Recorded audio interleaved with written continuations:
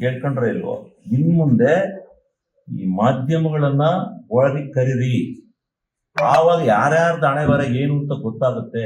ನೀವು ಮಾಧ್ಯಮದವ್ರನ್ನ ಹೊರಗಿಟ್ಟು ಯಾರೋ ವಾರ್ತಾ ಇಲಾಖೆಗೆ ಕೊಟ್ಟು ವಿಡಿಯೋ ಕ್ಯಾಪ್ಚರ್ ಮಾಡ್ತೀವಿ ಇದು ಮಾಡ್ತೀವಿ ಅಂತ ಅದ್ರ ಸತ್ಯಾಸತ್ಯತೆ ಹೊರಗೆ ಬರಲ್ಲ. ಅದರಿಂದಲೇ ಅವ್ರನ್ನ ಕುಣಿತಾ ಇರೋದು. ಇದು ರೆಕಾರ್ಡ್ ಆಗಲ್ಲ. ಏನ್ ಬೇಕಾದ್ರೂ ಕುಣಿಯೋಣ, ಯಾರಿಗೆ ಬೇಕಾದ್ರೂ ಮರ್ಯಾದೆ ಕಳೆಯೋಣ ಅಂತ ಮಾಡಿದ್ರು. ಮರ್ಯಾದೆ ಕಳೆದಂಗಾಗುತ್ತೆ. ನಾವು ಅವನ್ನ ಸ್ಟೆಬಿಲೈಸ್ ಮಾಡಿ ಅವನ್ನ ಸ್ವಲ್ಪ ಕುಂಠಿತಗೊಳಿಸೋಣ ಅವನ್ನ. ಅಲ್ಲ, ನಾನು ಇದನ್ನ ರೈಸ್ ಮಾಡ್ತೀನಿ. ನಾನು ಮುಂದಿನ ಸದನದಲ್ಲಿ ರೈಸ್ ಮಾಡ್ತೀನಿ. ಮಾಧ್ಯಮದನ್ನು ಒಳಗೆ ಬಿಡ್ಬೇಕು, ಇಲ್ಲ ಅಂದ್ರೆ ಇಂಥ ಅನಾಹುತ ಆಗತ್ತೆ ಅಂತ ಹೇಳಿ. ಇದು ಆಗ್ಲೇಬೇಕು. ಮಾಧ್ಯಮದವ್ರು ಒಳಗೆ ಬಂದು ಸತ್ಯಾಸತ್ಯತನ ಯಾರ್ಯಾರು ಏನೇನು ಮಾಡಿದ್ರು ಅವ್ರ ಹಣೆ ಬರನ ಹೇಳಿ, ಯಾತಕ್ ಮಾಡಿದ್ರು ನೀವು ಹೇಳ್ಬೇಕು. ಈಗ ನಿಮಗೆ ಈ ಸಿಕ್ಕಿರೋ ದಾಖಲಾತಿನಲ್ಲೇ ಅವ್ರು ಹೆಂಗ್ ಕೂಗಿದ್ದಾರೆ ಅಂತ ನಿಮಗೆ ಸಿಕ್ಕಿದೆ. ಅವ್ರು ಹೆಂಗ್ ನನಗೆ ಧಿಕ್ಕಾರಕ್ಕೆ ಹೋಗಿದ್ದಾರೆ ಅನ್ನೋದು ಸಿಕ್ಕಿತಲ್ಲ ಸ್ವಾಮಿ. ಈಗ ನಿಮಗೆ ಸಿಕ್ಕಿತೇ ಇಲ್ವ ಹೇಳಿ. ಈಗ ಅವ್ರು ನೋಡಿದ್ರಲ್ಲ ನೀವೇ ಕಣ್ಣಾರೆ. ನೀವು ಆ ಕಂಡಿರೋದನ್ನ ಶಿವಲಿಂಗೇಗೌಡ ಮಾಡಿರೋದ್ರಲ್ಲಿ ಮಾತಾಡಿರೋದ್ರಲ್ಲಿ ತಪ್ಪಿಲ್ಲ. ಅವನನ್ನ ಪ್ರಚೋದನೆ ಮಾಡಿದ್ದಾರೆ. ಅವನ ಹೆಸರು ಕೂಗಿ ಅವನ್ ಕಳ್ಳ ಅಂತ ಕೂಗಿದ್ದಾರೆ, ಭ್ರಷ್ಟ ಅಂತ ಕೂಗಿದ್ದಾರೆ, ಸೂರ್ಯಹಾಕ್ಯಂ ಅಂತ ಕೂಗಿದ್ದಾರೆ. ಏನೇನ್ ಬೇಕಾ ಪದಗಳನ್ನೆಲ್ಲ ಕೂಗಿದ ಮೇಲೆ ಅವನು ಪದನು ಬದಲಾಯಿಸಿ ಮಾತಾಡಿದ್ದಾನೆ. ಶಿವಲಿಂಗೇಗೌಡನು ತಪ್ಪಲ್ಲ, ಇದು ಬಿಜೆಪಿ ಅವರೇ ಮೊದಲು ತಪ್ಪು ಮಾಡಿರೋದು, ಆಮೇಲೆ ಶಿವಲಿಂಗೇಗೌಡ ಮಾತಾಡಿರೋದು ಅಂತ ಸತ್ಯಾಸತ್ಯತೆನ ನೀವು ಹೊರಗಿಡ್ಬೇಕಲ್ಲ. ನ್ಯಾಯ ಕೊಡಿ, ಯಾರ ಪರವ ನ್ಯಾಯ ಇದೆ ಕೊಡಿ. ಯಾರಾದ್ರೂ ಒಬ್ರು ಬಾವಿಯಲ್ಲಿ ಇದ್ದುಕೊಂಡು ಒಬ್ಬ ಭಾಷಣ ಮಾಡನ್ನ ನಾನೇನಾದ್ರು ಅವ್ರು ನಿಂದನೆ ಮಾಡಿದ್ರೆ ಅವ್ರು ನನ್ನ ನಿಂದನೆ ಮಾಡಿ, ನಾನು ಏನೂ ಮಾಡ್ದಲ್ಲೇ ನನ್ನನ್ನು ಯಾಕೆ ಅವ್ರು ನಿಂದನೆ ಮಾಡ್ತಾರೆ, ನನ್ನ ವಿರುದ್ಧ ಯಾಕೆ ಕೂಗ್ತಾರೆ, ನನ್ನನ್ನ ಕೊಪ್ರಿ ಕಳ್ಳ, ರಾಗಿ ಕಳ್ಳ ಅದೆಂತದ ಕೊಪ್ರಿ ಕಳ್ಳ ಅಂತಾರಲ್ಲ. ಈಗಾಗಲೇ ಒಂದ್ಸಾರಿಯ ಇಲ್ಲೇ ರವಿಕುಮಾರ್ ಬಂದು ಬಿಜೆಪಿ ಜನರಲ್ ಸೆಕ್ರೆಟರಿ ನನ್ನ ಮೇಲೆ ಹಂಗೆ ಆಪಾದನೆ ಮಾಡಿ ನಾನು ಇದು ಸತ್ಯ ಆಗಿದ್ರೆ ಬನ್ನಿ ಧರ್ಮಸ್ಥಳಕ್ಕೆ ಹೋಗಿ ಪ್ರಮಾಣ ಮಾಡೋಣ ಅಂತ ಕರೆದೆ. ಬನ್ನಿ ನೀವು ಪ್ರಮಾಣ ಮಾಡಿ, ನಾನು ನಿಮ್ಗೆ ರಾಗಿ ಕೊಪ್ಪರಿನಲ್ಲಿ ಅನ್ಯಾಯ ಮಾಡಿದ್ದೀನಿ ರೈತರಿಗೆ ಅಂತ ಮಾರ್ಕೆಟ್ ಏನೋ ಮಾಡಿದೀನಿ ಅಂತ ನೀವು ಪ್ರಮಾಣ ಮಾಡಿ. ಇಲ್ಲಿ ಸಾಕ್ಷಿ ಹುಡುಕಕ್ಕಾಗಲ್ಲ. ನೀವು ಪ್ರಮಾಣ ಮಾಡಿ, ನೀವೇನು ಶಿಕ್ಷೆ ಕುಡಿಯ ಇಲ್ಲ, ನಾನ್ ಪ್ರಮಾಣ ಮಾಡ್ತೀನಿ, ನೀವೇನ್ ಶಿಕ್ಷೆ ಅನುಭವಿಸ್ತೀರಾ ಅಂತ ಷರತ್ತಾಗಿ 1,000 ಜನ ಹೋಗಿ ಧರ್ಮಸ್ಥಳದಲ್ಲಿ ಪ್ರಮಾಣ ಮಾಡಬೇಕು. ನೀವು ಕೇಳ್ಕೊಂಡ್ರೆ ಇಲ್ವೋ, ಇನ್ ಮುಂದೆ ಈ ಮಾಧ್ಯಮಗಳನ್ನ ಒಳಗೆ ಕರೀರಿ. ಆವಾಗ ಯಾರ್ಯಾರ್ದು ಹಣೆ ಬರ ಏನು ಅಂತ ಗೊತ್ತಾಗುತ್ತೆ.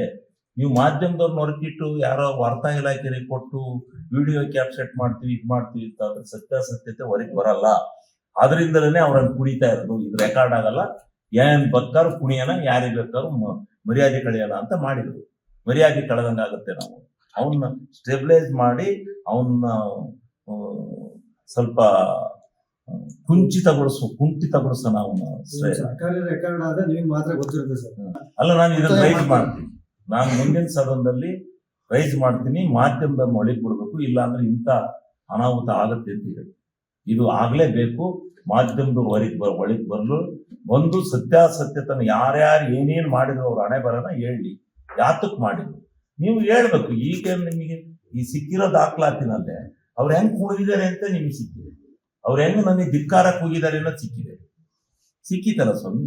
ಈಗ ನಿಮಗೆ ಸಿಕ್ಕಿತೇ ಇಲ್ವ ಹೇಳಿ. ಈಗ ಅವ್ರು ನೋಡಿದ್ರಲ್ಲ ನೀವೇ ಕಣ್ಣಾರೆ. ನೀವು ಆ ಕಂಡಿರೋದನ್ನ ಶಿವಲಿಂಗೇಗೌಡ ಮಾಡಿರೋದ್ರಲ್ಲಿ ಮಾತಾಡಿರೋದ್ರಲ್ಲಿ ತಪ್ಪಿಲ್ಲ. ಅವನನ್ನ ಪ್ರಚೋದನೆ ಮಾಡಿದ್ದಾರೆ. ಅವನ ಹೆಸರು ಕೂಗಿ ಅವನ್ ಕಳ್ಳ ಅಂತ ಕೂಗಿದ್ದಾರೆ, ಭ್ರಷ್ಟ ಅಂತ ಕೂಗಿದ್ದಾರೆ, ಸೂರ್ಯಹಾಕ್ಯಂ ಅಂತ ಕೂಗಿದ್ದಾರೆ. ಏನೇನ್ ಬೇಕಾ ಪದಗಳನ್ನೆಲ್ಲ ಕೂಗಿದ ಮೇಲೆ ಅವನು ಪದನು ಬದಲಾಯಿಸಿ ಮಾತಾಡಿದ್ದಾನೆ. ಶಿವಲಿಂಗೇಗೌಡನು ತಪ್ಪಲ್ಲ, ಇದು ಬಿಜೆಪಿ ಅವರೇ ಮೊದಲು ತಪ್ಪು ಮಾಡಿರೋದು, ಆಮೇಲೆ ಶಿವಲಿಂಗೇಗೌಡ ಮಾತಾಡಿರೋದು ಅಂತ ಸತ್ಯಾಸತ್ಯತೆನ ನೀವು ಹೊರಗಿಡ್ಬೇಕಲ್ಲ. ನ್ಯಾಯ ಕೊಡಿ, ಯಾರ ಪರವ ನ್ಯಾಯ ಇದೆ ಕೊಡಿ. ಯಾರಾದ್ರೂ ಒಬ್ರು ಬಾವಿಯಲ್ಲಿ ಇದ್ದುಕೊಂಡು ಒಬ್ಬ ಭಾಷಣ ಮಾಡನ್ನ ನಾನೇನಾದ್ರು ಅವ್ರು ನಿಂದನೆ ಮಾಡಿದ್ರೆ ಅವ್ರು ನನ್ನ ನಿಂದನೆ ಮಾಡಿ, ನಾನು ಏನೂ ಮಾಡ್ದಲ್ಲೇ ನನ್ನನ್ನು ಯಾಕೆ ಅವ್ರು ನಿಂದನೆ ಮಾಡ್ತಾರೆ, ನನ್ನ ವಿರುದ್ಧ ಯಾಕೆ ಕೂಗ್ತಾರೆ, ನನ್ನನ್ನ ಕೊಪ್ರಿ ಕಳ್ಳ, ರಾಗಿ ಕಳ್ಳ ಅದೆಂತದ ಕೊಪ್ರಿ ಕಳ್ಳ ಅಂತಾರಲ್ಲ. ಈಗಾಗಲೇ ಒಂದ್ಸಾರಿಯ ಇಲ್ಲೇ ರವಿಕುಮಾರ್ ಬಂದು ಬಿಜೆಪಿ ಜನರಲ್ ಸೆಕ್ರೆಟರಿ ನನ್ನ ಮೇಲೆ ಹಂಗೆ ಆಪಾದನೆ ಮಾಡಿ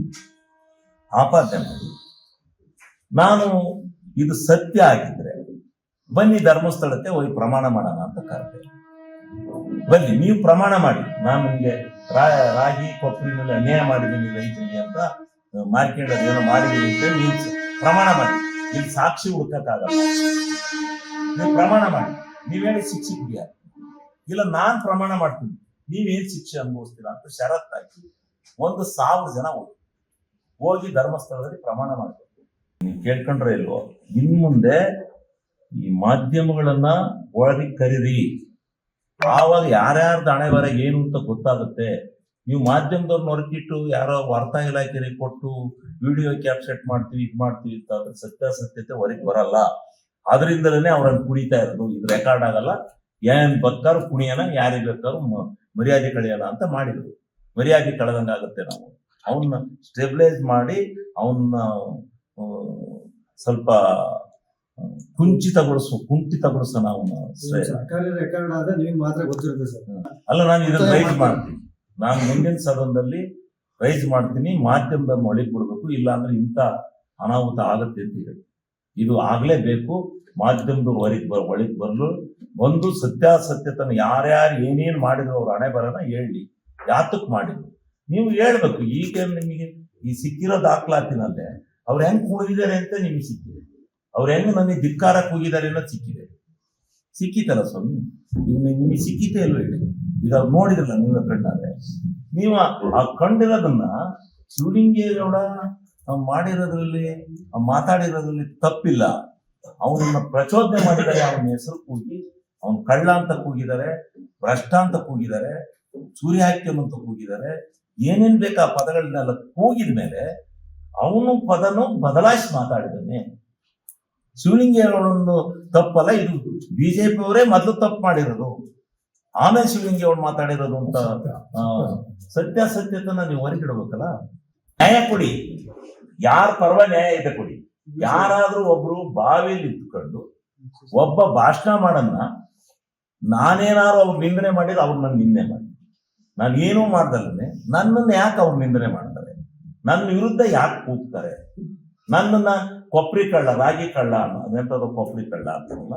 ಈಗಾಗಲೇ ಒಂದ್ಸಾರಿಯ ಇಲ್ಲೇ ರವಿಕುಮಾರ್ ಒಂದು ಬಿಜೆಪಿ ಜನರಲ್ ಸೆಕ್ರೆಟರಿ ನನ್ನ ಮೇಲೆ ಹಂಗೆ ಆಪಾದನೆ ಮಾಡಿ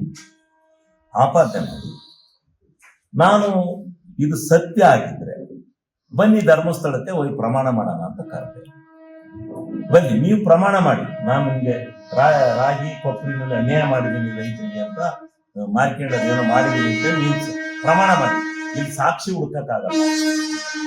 ನೀವು ಪ್ರಮಾಣ ಮಾಡಿ, ನೀವೇಳಿ ಶಿಕ್ಷೆ ಕುಡಿಯ, ಇಲ್ಲ ನಾನ್ ಪ್ರಮಾಣ ಮಾಡ್ತೀನಿ, ನೀವೇನ್ ಶಿಕ್ಷೆ ಅನುಭವಿಸ್ತೀರಾ ಅಂತ ಷರತ್ತಾಗಿ 1,000 ಜನ ಹೋಗಿ ಧರ್ಮಸ್ಥಳದಲ್ಲಿ ಪ್ರಮಾಣ ಮಾಡ್ತಾರೆ.